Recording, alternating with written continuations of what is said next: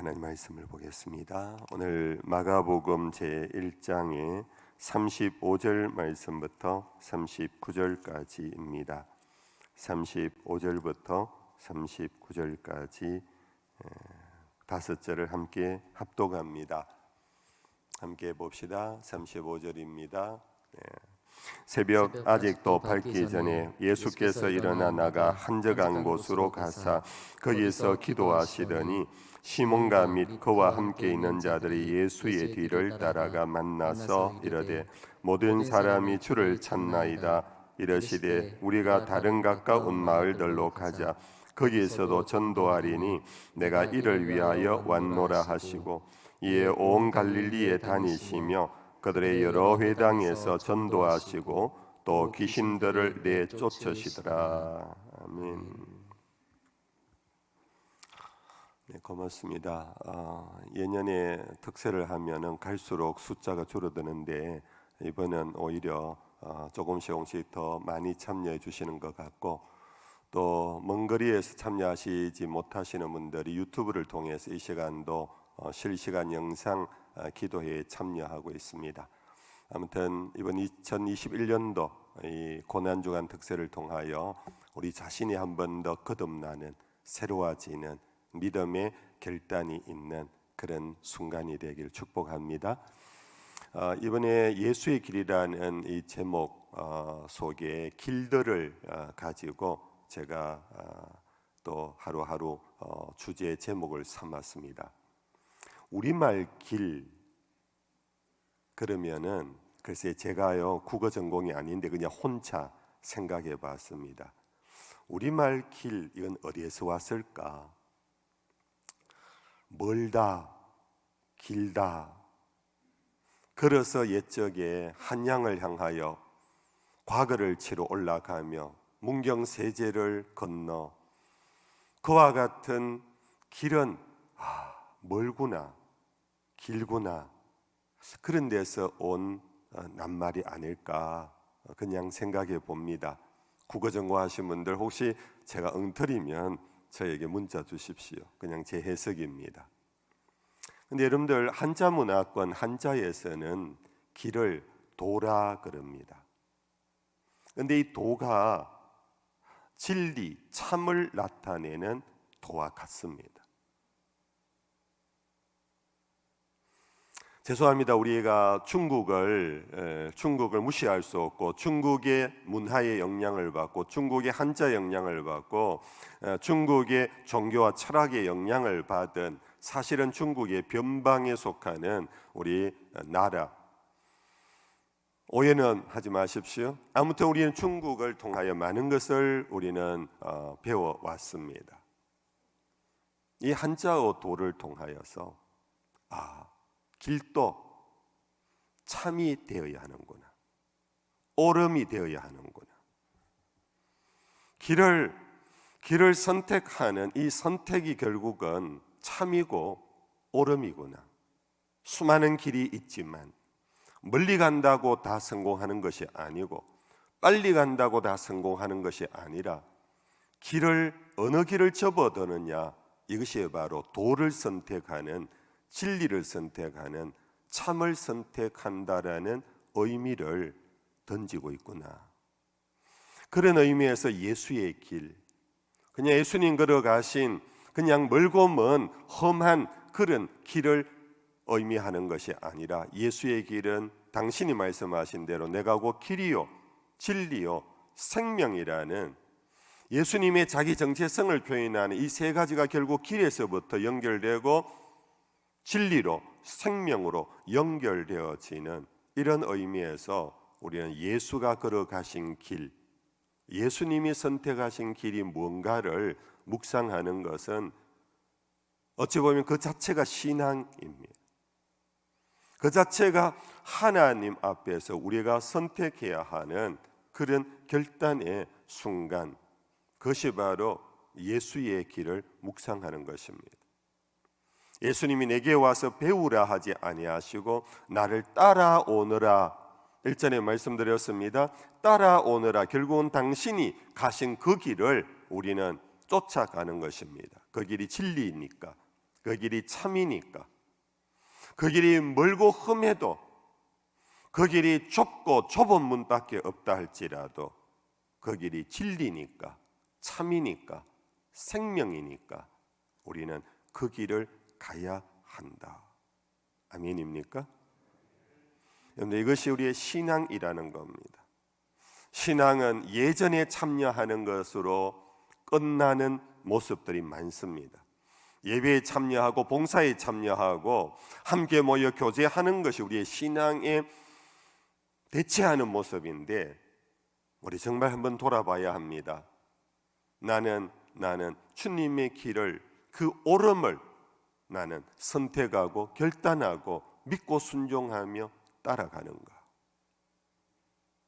오늘 세 번째로 예수의 길. 오늘 제목은 전도자의 길이라 그랬습니다. 근데 제가 주로 지명을 통해서 첫날은 요단강의 길, 어제는 광야의 길, 내일은 겟세마네의 길, 모레는 골고다의 길인데 중간에 이 전도자의 길이 조금은 어울리지 않아서 다시 한번 생각해 보면서 제가 수정을 해 봅니다. 갈릴리의 길이라고. 갈릴리의 길. 왜냐하면 예수님은 전도하는 사역이 주로 갈릴리에서 이루어졌습니다. 예수님께서 요단강에서 세례를 받으시고 어제 성령의 이끌림 속에, 몰아내심 속에 광야로 나가셨다가 거기에서 시험을 마치시고 가신 곳이 바로 당신의 고향 땅 나사렛이었습니다. 누가복음은 바로 나사렛에서, 회당에서 그의 고향 사람들에게 쫓겨남을 당하고 낭떠러지에서 떠리뜨림을 당하는, 죽임을 당하는 사건까지 첫 예수님의 전도자의 모습이 그랬습니다.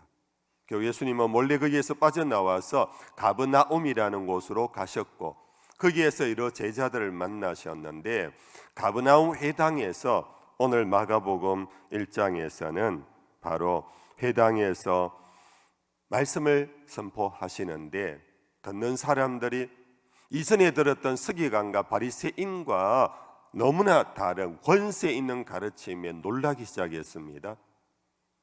그런데 그 회당 한쪽 끝에 귀신 들린 사람이 하나 있었는데, 그가 예수의 가르침에 권세에 눌려서 귀신이 쫓겨나가는 치병의 역사가 일어났습니다. 일로 인하여 소문이 갑자기 삼시간에 가버나움 주변에 막 퍼져나가기 시작합니다. 이럴 때 예수님께서 당신의 제자 베드로의 장모가 열병에 앓아 누워서 심각하다는 얘기를 듣고는 베드로의 처갓집을 방문합니다. 그의 장모를 고쳐주는 것 여러분들 아시지요? 이런 중에 소문 들었던 사람들이 베드로의 처갓집을 찾아 줄지어 무리가 찾아오고 있습니다. 예수님께서 늦은 밤, 늦은 저녁 시간에 찾아오는 그 무리들을 한 사람 한 사람 다 고쳐주시는 그러한 일들이 앞부분에 기록되고 있습니다. 예수님께서 그들을 마다하지 않았습니다. 불쌍히 여기셨습니다. 마치 목자 잃은 양처럼 유리하는 방황하는 고통 속에 있는 사람들을 안아주시는 그런 모습이었습니다. 예수님께서 그런 중에 사람들이 계속 몰려오는데, 예수님은 그 다음날 이른 아침에 오늘 본문의 새벽 아직도 밝기 전에 예수께서 일어나 나가 한적한 곳으로 가서 거기에서 기도를 하셨습니다. 한국교회 새벽기도의 바로 성경적 모델입니다. 새벽 미명에 한적한 곳에 가서 예수님께서 기도하시는데 사람들이 벌써 예수님을 찾아 나서기 시작했습니다. 예수님 어디 계신가 하고 막 찾아 나서니까 예수님의 기도 처소를 알았던 시몬과 그의 동료들이 예수님을 급히 찾아와서 이럽니다. 사람들이 선생님을 찾고 있습니다. 그러니까 예수님께서 오늘 본문 38절에 우리가 다른 가까운 말들로 가자, 거기서도 전도하리니 내가 이를 위하여 왔노라. 다른 마을로도 또 가자, 전도하러 가자, 내가 이를 위하여 왔다고 하시면서 39절 마지막 절에 이에 온 갈릴리에 다니시며 그들의 여러 회당에서 전도하시고 또 귀신들을 내쫓으시더라. 여러분들, 갈릴리는 이스라엘이 크게 세 부분으로 나누어져 있는데, 남부 예루살렘을 중심으로 한 유다, 중간 부분이 사마리아, 이스라엘의 북방이 바로 갈릴리 지경입니다. 그러나 당시로는 예루살렘에 성전이 있다는 것 때문에 절기를 쫓아 많은 사람들이 오는 절기 이외에는 이스라엘 사람들이 가장 많이 모여 살던 곳은 갈릴리 지경으로 알려지고 있습니다. 이유는 이 팔레스타인 땅 안에서 가장 넓은 평원이 갈릴리 지경에 펼쳐져 있고, 더구나 수원, 물이 가장 많은 곳으로서 농사 짓기에도 고기 잡기에도 사람이 살아가는 삶의 터전으로서 가장 적합한 곳이었기 때문에 사람들이 가장 많았던 곳입니다. 물론 그 사람들은 수도권, 요즘으로 치면 수도권의 사람들처럼 귀족은 없습니다. 높은 지의 사람들은 없습니다. 대부분 서민들이었습니다. 그렇게 역사 속에서 이스라엘을 침공하는 외부 침입자들이 예루살렘까지 못 오는 경우 거의 갈릴리는 침탈했습니다. 물이 많았습니다. 양떼들이 많았습니다. 농사지은 열매들이 많았습니다. 그래서 이스라엘의 역사 속에 갈릴리는 외부 침입자들로 인하여 사마리아뿐만 아니라 그곳에는 정통 이스라엘이 아닌 섞인 이스라엘 사람들이 많았습니다. 그래서 성경 이사야서 제9장 1절에 보면은 이미 구약 시대 때에 이사야가 갈릴리를 두고 하는 말이 이방의 갈릴리라 이렇게 표현했습니다. 분명히 이스라엘 땅인데, 분명히 12지파의 여러 지파가 그곳에 모여 살고 있는데, 예루살렘 사람 입장에서는 갈릴리가 이방 땅처럼 보일 정도로 이방의 갈릴리라고. 이것이 예수님께서 마태복음 제4장 15절 이하에서 갈릴리를 두고 하신 말씀 가운데서도 이것이 인용되고 있습니다. 그러므로 이 갈릴리 지경에서는 여러분들, 나사렛에서 무슨 선한 것이 나겠느냐 했던 것은 나사렛뿐만이 아닙니다. 사실은 이방의 갈릴리로 인식되고 있는 이 갈릴리에서 무슨 선한 것이 나오겠느냐. 그러므로 예수님이 유대의 정통주의자들, 바리새인들, 서기관들, 사두개인들, 제사장들에게 늘 위험인물로, 의심인물로 주목받을 수밖에 없었던 것은 그 자체가 비정통적인 이스라엘이었기 때문입니다. 그곳에는 선지자도 날 곳이 못 되었기 때문입니다. 더구나 거기에서 메시아가 왔다, 이것은 인정이 되지를 못했던 겁니다. 그만큼 이방의 갈릴리로 그렇게 살아갔던 사람들, 그곳에 예수님께서 오늘 이 본문만 해도 너무너무 분주하셨습니다. 잠시도 쉴 틈이 없었습니다. 예수님은 혈통을 보고, 예수님은 그의 신분을 보고, 사회적 그런 어떤 관계성을 보고, 예수님은 요즘으로 치면 수도권으로 찾아가지 않았습니다. 오히려 사람 많은 곳으로 가셨습니다. 오히려 서민들이 있는 곳으로 가셨습니다. 오히려 수도권의 사람들이 무시하고 멸시하고 이방이라고 그렇게 여겼던 곳에 예수님은 오히려 그곳에서 사셨습니다. 이것이 예수의 길 가운데 갈릴리의 길이라 하고, 주로 이 갈릴리의 길에서 예수님은 사역을 하셨습니다.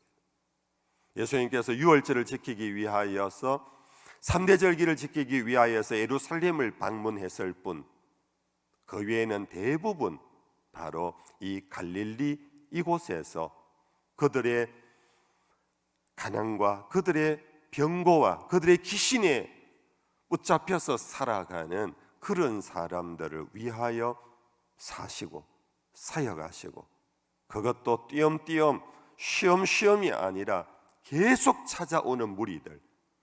여러분, 우리가 복음서를 읽어보면 예수님이 바다 건너가도 그걸 보고 또 쫓아오고 가는 곳곳마다 예수님을 원하고 예수님을 바라고 예수님을 찾는 자들 가운데 예수님은 쉼없는 삶을 사셨다. 이것이 우리가 가야 할 예수의 길입니다.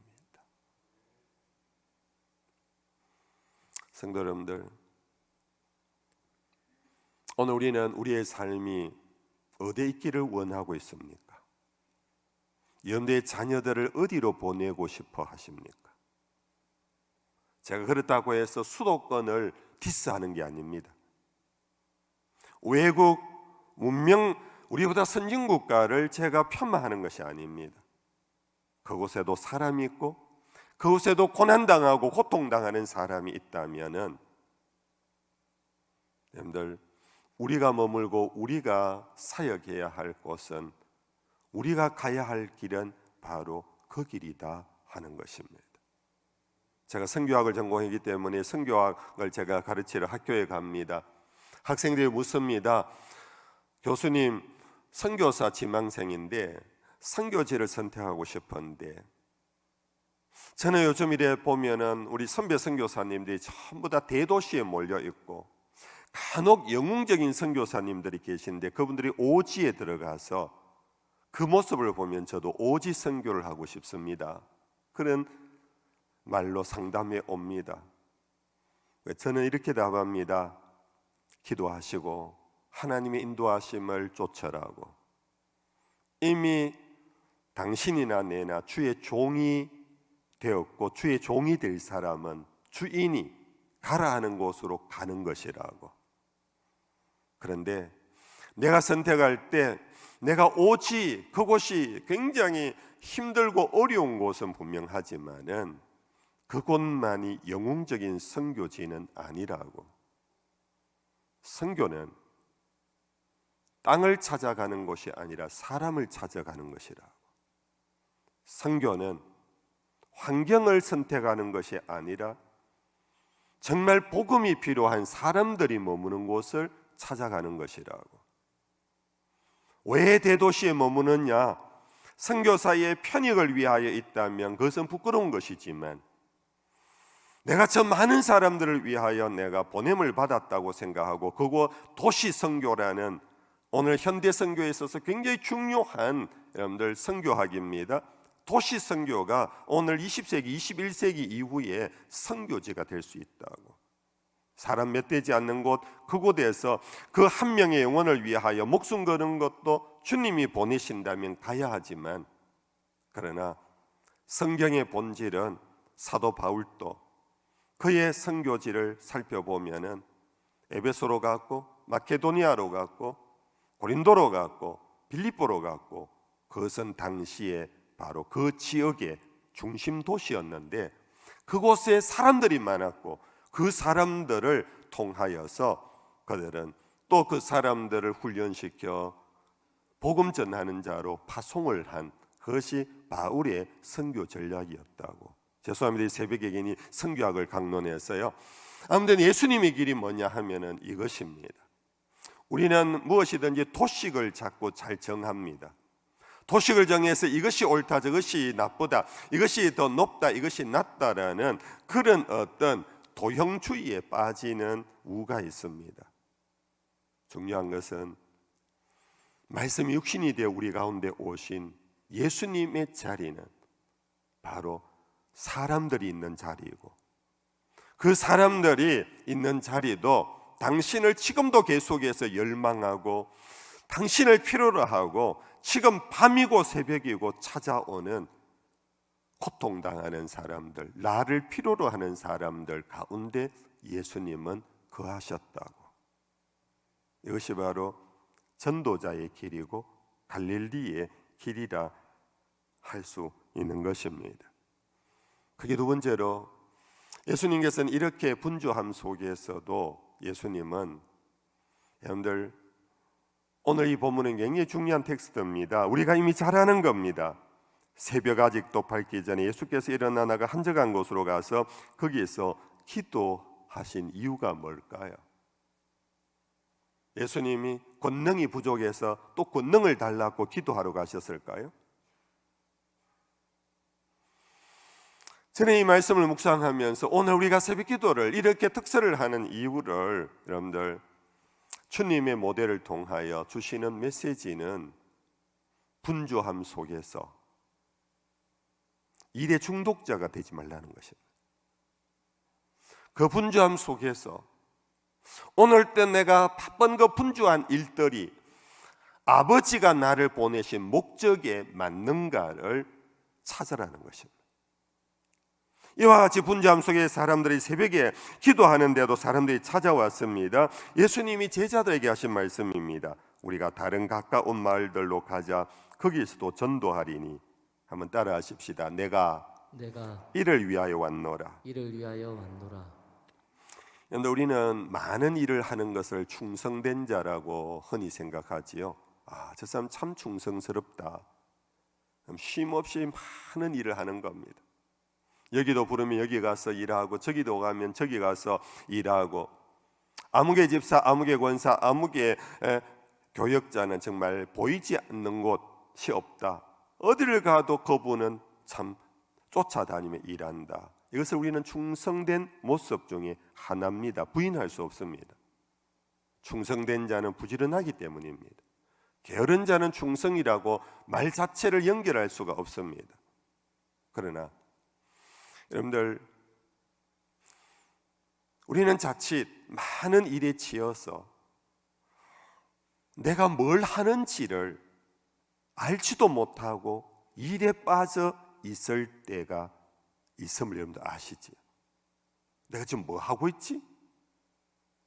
분명히 일은 합니다. 분명히 바쁩니다. 분명히 내가 할 일이 많은 것, 나는 기쁨으로 일을 하는데, 그러나 여러분들, 내가 오늘 뭐 하지?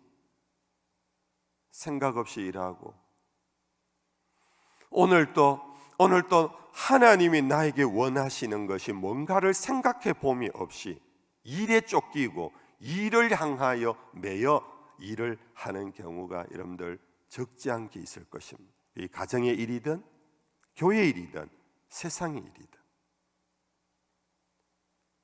바로 예수님의 이와 같이 분주하게 많은 사람이 자기를 찾는 중에 자칫하면은 여기도 와달라 저기도 와달라, 이 일을 해달라 저 일을 해달라 하는 속에 예수님은 거기에 그냥 빠져들어 갈 수밖에 없는 상황에 예수님은 이른 아침 새벽 미명에 한적한 곳에 가셔서 기도하신 것은, 그 기도의 결과가 뭐냐?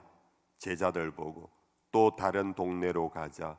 내가 그곳에 가서 전도하리니 나는 이 일을 위하여 왔노라. 목적을 잃어버린 분주함은 우리들에게 없도록 하셔야 합니다. 그것은 여러분들 하나님의 기쁨이 되지 못합니다.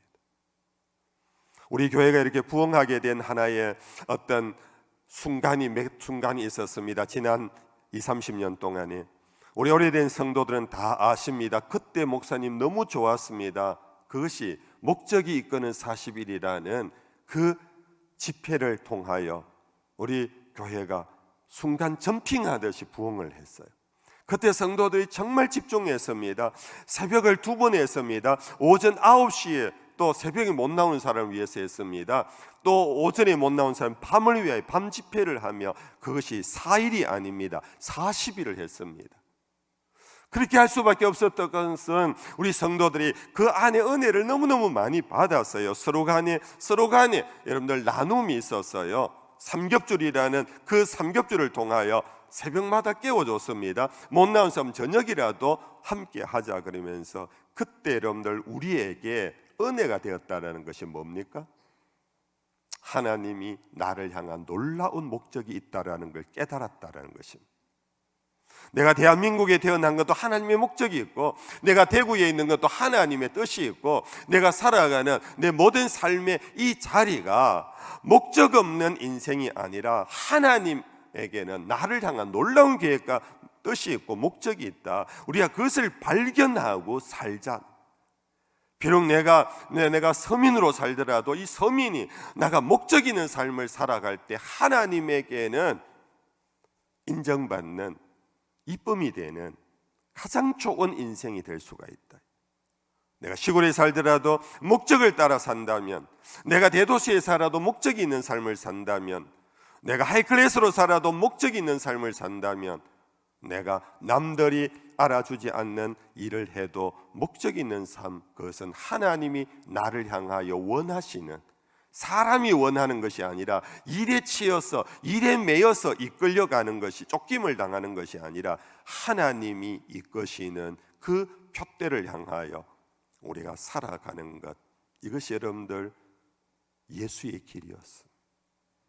예수가 우리에게 보여주신, 당신이 많은 일을 했습니다. 여러분들, 그러나 예수님 항상 생각했습니다. 나는 무엇을 위하여 이 땅에 왔는가?